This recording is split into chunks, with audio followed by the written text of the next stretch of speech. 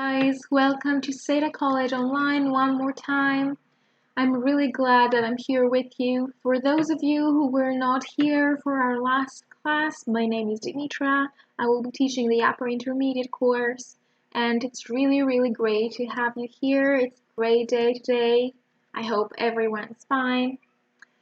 And I'll give you a minute to gather. And I want you to remember again something very important. If you have any questions, don't hesitate, write them down and I will answer as fast as possible, right guys? So just to remind you what we were talking about during our last class, we talked about forming questions. We saw direct, indirect, questions with auxiliaries or without auxiliaries. And our general topic was interviews with celebrities. We saw an interview with Simone Biles. So today we'll focus on the same topic, interviews, but this time we'll focus on something that might be a little bit more interesting for you. I'm talking about job interviews, of course. I'm sure that most of you, if not all of you, have been in job interviews. And you might be a little bit worried as well about that. What will I say? How will I get dressed, etc.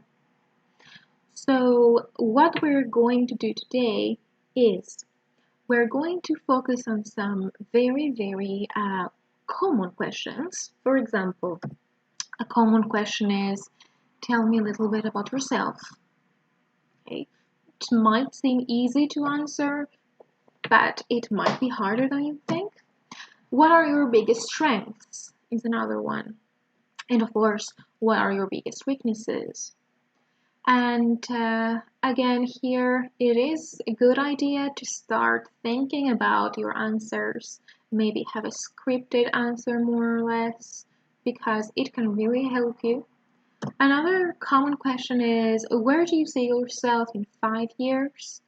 And a last one, very straightforward, why should we hire you? So I know these are basic questions, but sometimes the vocabulary that we're going to use to answer them might not come in mind straight away. So let's take a look at the 2 questions that are the most important for me: your biggest strengths and your biggest weaknesses. We'll see a few adjectives. And we will start about adjectives to describe your strengths. I want you to take a look at the list. I'm sure that you are very familiar with some of the adjectives. Maybe there are 1 or 2 that you might not have seen before, or you might not be sure what the meaning is. Let's take a look together so that you can listen to the pronunciation as well, right? So we have creative, versatile. Now, this might be something you might not be familiar with. Versatile is a very adaptable person that can adapt in many different situations. Okay. Then we have patient, determined. Remember here the pronunciation is an E and then an A, determined. Because sometimes I've heard the pronunciation determined, okay? So it's determined. We have dedicated, trustworthy, consistent, and of course, very important, especially if you're English, punctual. And the truth is that adjectives might be useful, but when you are in an actual interview, you might not want to use the adjective. You might want to use the noun. And sometimes it's a bit difficult to think about that in a moment of stress. So let's take a look at the nouns together. Look at the first one, creative. Think about the noun. And sometimes there may be more than 1 nouns, but I'll just focus on the basic one for your interview. Like creative would become creativity as a noun. And I will just give you a minute to look through all of them and try to think of the noun that you would make. And something that can help you remember is to keep in mind the basic suffixes of nouns, like A-T, I-O-N, a thought. We have creative, here are your nouns, creative, creativity. Focus on how the spelling changes, like the E is crossed out and we add I-T-Y. Versatile, the same suffix, versatility. And then we have patient, patience. The T sound becomes a S sound. Determined, determination. Again, focus on the sound of the letter T here. It's a sh sound, Asian, determination. Dedicated, dedication, same sound. Trustworthy, trustworthiness. This might be a little bit weird to your ear as a noun, but it's correct. A bit longer than our usual noun. Consistent, consistence, punctual, punctuality. So if you just take a minute to look through all of them, you can make groups. You can see the nouns that have the ending I-T-Y, creativity, versatility, punctuality. You can see another group we have here. We have the I-O-N or A-T-I-O-N, determination, dedication, right?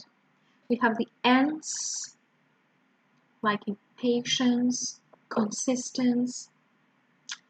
And then we have only one of ness here, trustworthiness. Just pay attention as well to the spelling in trustworthy, trustworthiness, how the Y changes into an I, right? So these are some adjectives.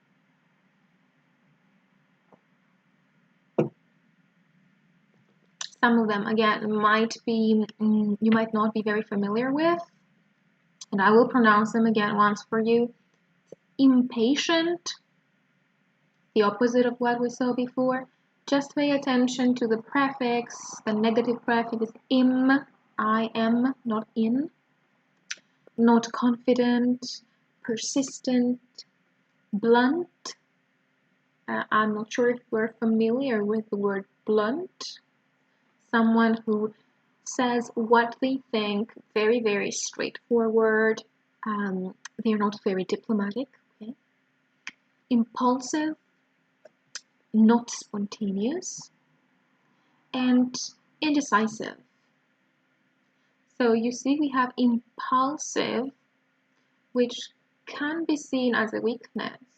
Okay, if you're doing things without thinking so much, but then not spontaneous, which is almost the same, could also be a strength sometimes. Okay, sometimes we want you to think a little bit more, sometimes not so much. So you can adjust it to your job interview, to the position that you're interviewing for. Okay, I'll give you a minute again to think about the nouns. What is the noun that comes from impatient, for example? Okay, think about it.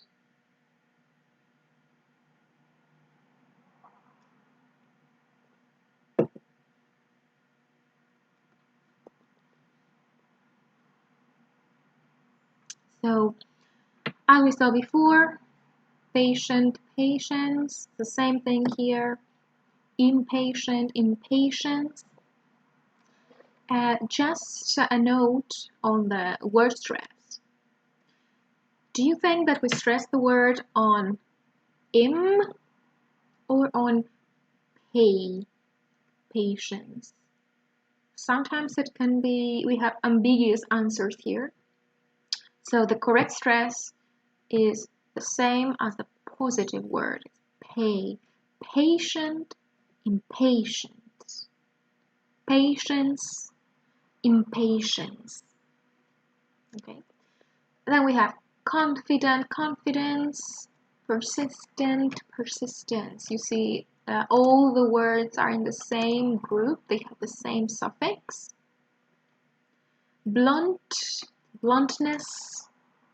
Impulsive, impulsiveness.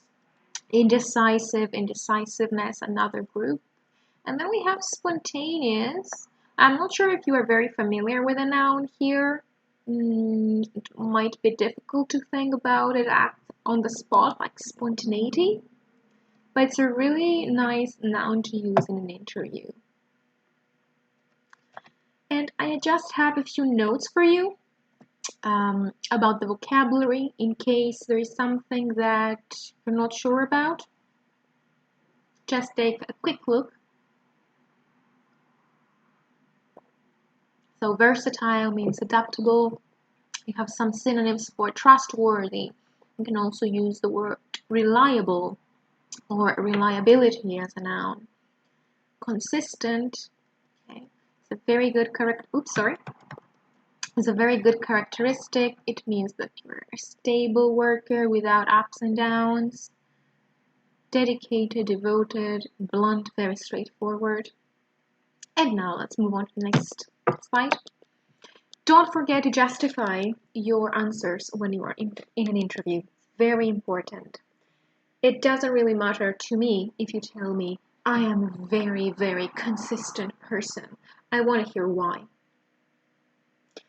So you can see in my examples that the justification is highlighted. And this is what I always want you to think when you describe a person. Try to justify your description. And I want you to think about the missing noun or adjective in my sentence. One of my strengths is my... Take a look at the language first to determine if we need a noun or an adjective. My here can be something to help you. Like after the subject pronoun, you always need a noun, okay? My car, my pen. So what do you think is the correct noun here? I always complete my projects well in advance, with enough time to review. So it is my punctuality. I don't know if you saw that before when I changed slides. And I am a very, again, think about it, it's a noun or adjective that we need.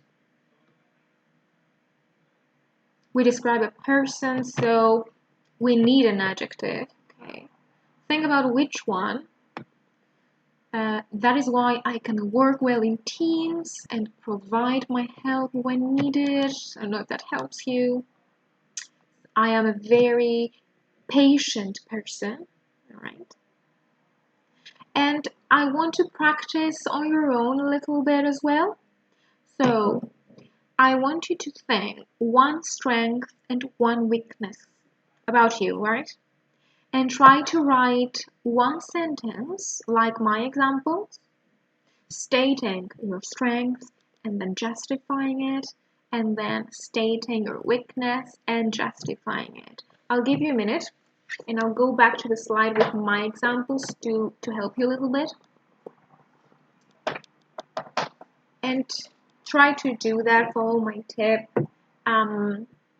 Write these answers down, and next time you go to a job interview, it can be a great help, especially because you can be so stressed about it.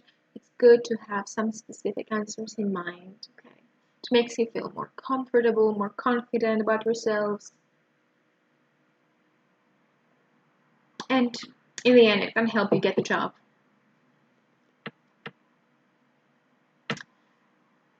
So, and remember again, if you have any questions, you can write them down and I will answer as fast as possible. All right, guys. Oops, sorry about that. And what I want you to remember, though, is that lately it has been a kind of trend to have less traditional interviews. Have you heard about extreme interviews? Very, very common. And one question that is supposed to be really trendy, I don't know, is what kind of dinosaur are you? Well, I think that the dinosaur in the picture might not be the best option. It could be friendly, nice, helpful dinosaur. But you must be prepared about these kinds of questions as well, at least psychologically prepared, right? And what we're going to do is I will show you a small clip that gives us some information about extreme interviews. So you'll get to hear about that a bit, learn more about that. At the same time, you'll practice your listening skills. So I have 3 questions for you. The first question that I want you to answer while listening is, where can interviews take place?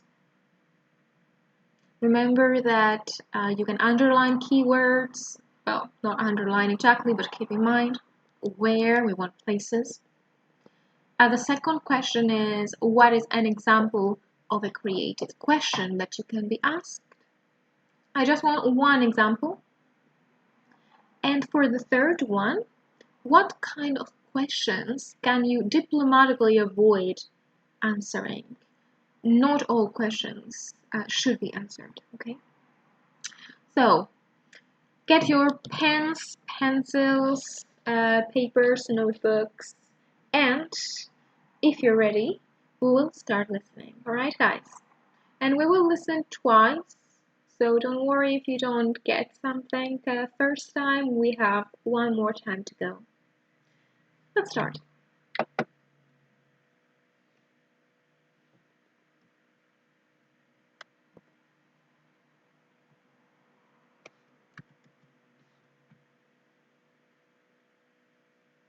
Sorry about that. Okay, that should play fine now.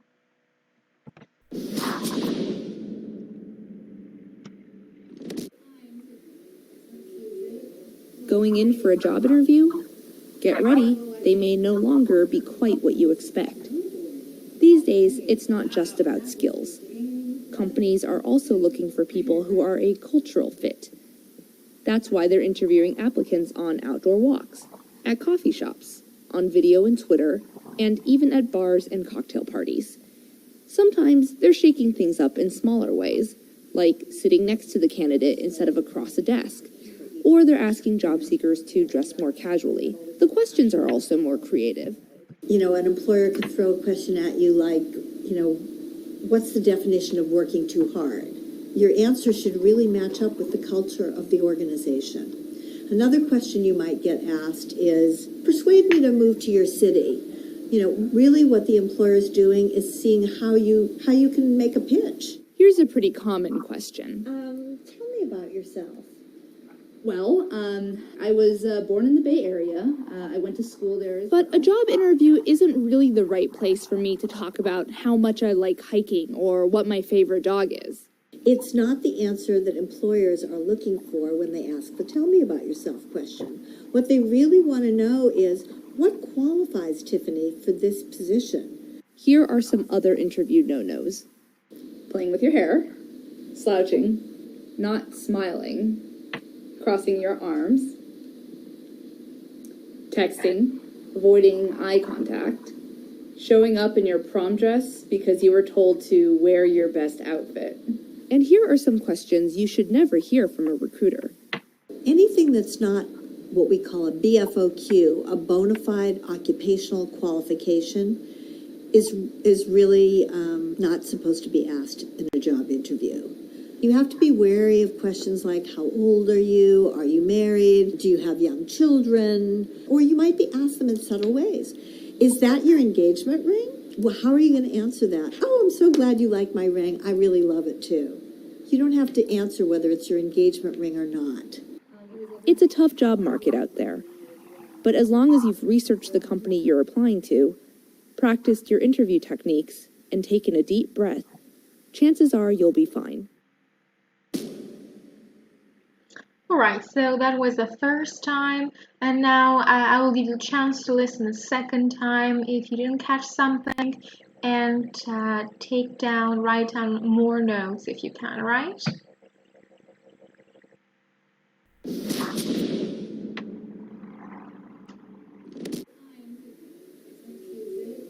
Going in for a job interview?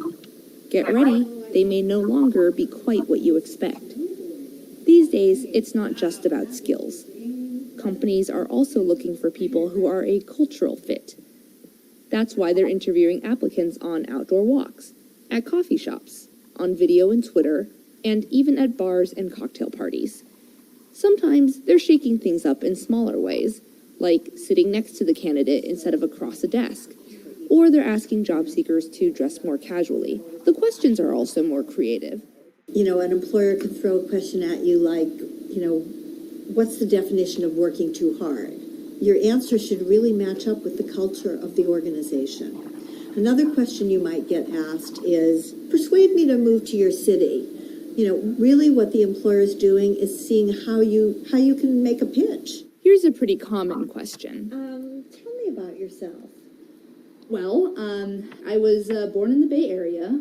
I went to school there. But a job interview isn't really the right place for me to talk about how much I like hiking or what my favorite dog is. It's not the answer that employers are looking for when they ask the tell me about yourself question. What they really want to know is, what qualifies Tiffany for this position? Here are some other interview no-nos. Playing with your hair, slouching, not smiling, crossing your arms, texting, avoiding eye contact, showing up in your prom dress because you were told to wear your best outfit. And here are some questions you should never hear from a recruiter. Anything that's not what we call a BFOQ, a bona fide occupational qualification, is really not supposed to be asked in a job interview. You have to be wary of questions like, how old are you? Are you married? Do you have young children? Or you might be asked them in subtle ways. Is that your engagement ring? Well, how are you going to answer that? Oh, I'm so glad you like my ring. I really love it too. You don't have to answer whether it's your engagement ring or not. It's a tough job market out there. But as long as you've researched the company you're applying to, practiced your interview techniques, and taken a deep breath, chances are you'll be fine. Alright, I hope you enjoyed that, guys, and I hope you found the answers. So let's see the answers together. For the first question, where can interviews take place? We have a few places that, might not be very conventional. For example, outdoor walks, coffee shops, video and Twitter, bars and cocktail parties. Sure sounds nice, but I'm not really sure how a candidate would feel if they suddenly went to a bar to have an interview. For the second question, what is an example of a creative question you can be asked? It's, what's the definition of working too hard? If you think about it, it is a difficult question to answer on the spot. Because if you say doing overtime, it might not be a good answer for your employer if they really want you to work as much as you can. But if you answer the definition of working too hard is working as hard as you can as long as your mental health is okay, I think that could be a good answer. Or not. And for the last one, what kind of questions can you diplomatically avoid answering? Yes, personal questions are not supposed to be on the table. Your age, your family status, your marital status. Try to answer the questions in a way that does not reveal the answer. Okay. So I hope you did well here. I think it was pretty clear as a sound, and their pronunciation, their speed was pretty good. And the next thing I want to do is take a look at a reading. It's part of an article really from Business Time. You can see the title, How Job Candidates Now Resemble Reality TV Contestants, because they have to do so many weird things. And the focus of our reading today, well, part of the reading is how you can really engage with reading.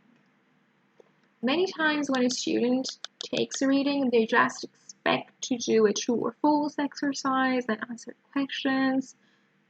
But how much of the text do you really understand? Do you really think critically? Do you really engage with the text? That's what we will try to do together today, right?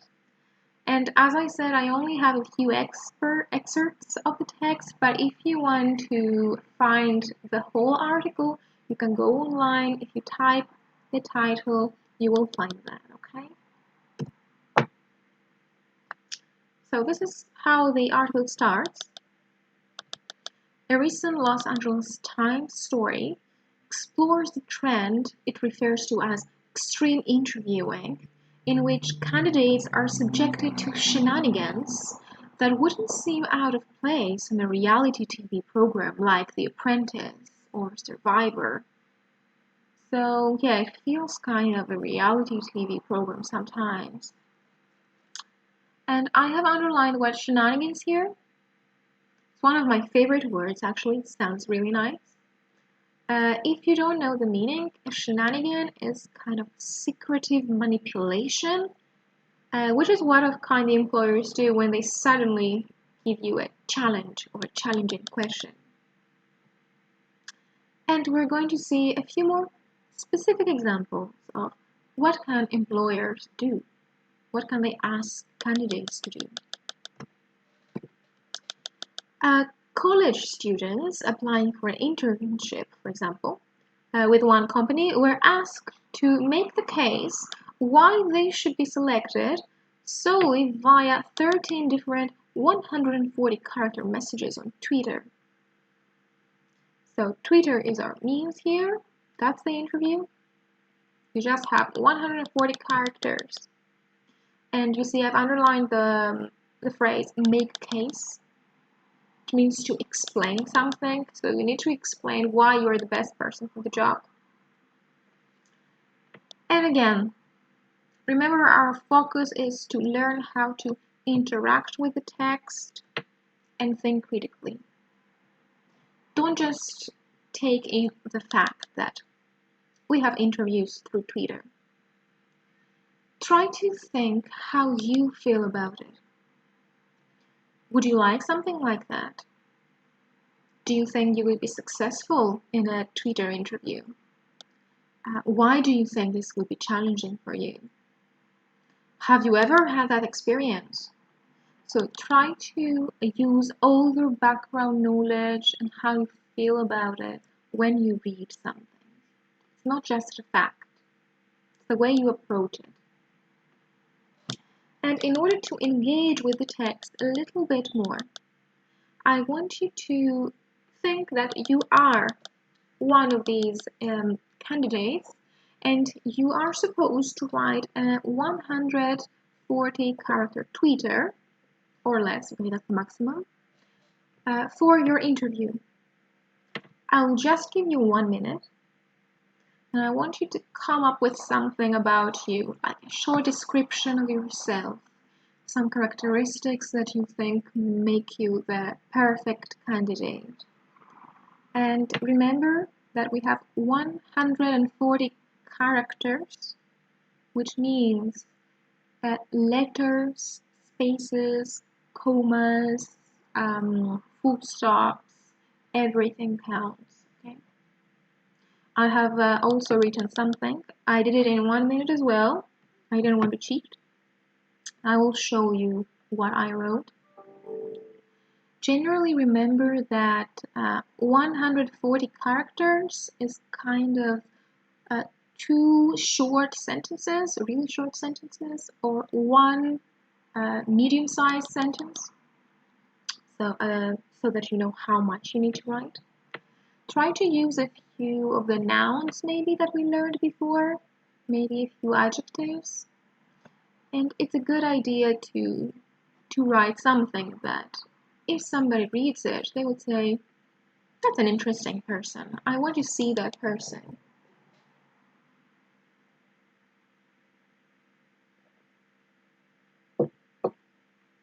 So this is my Twitter. It is 129 characters long.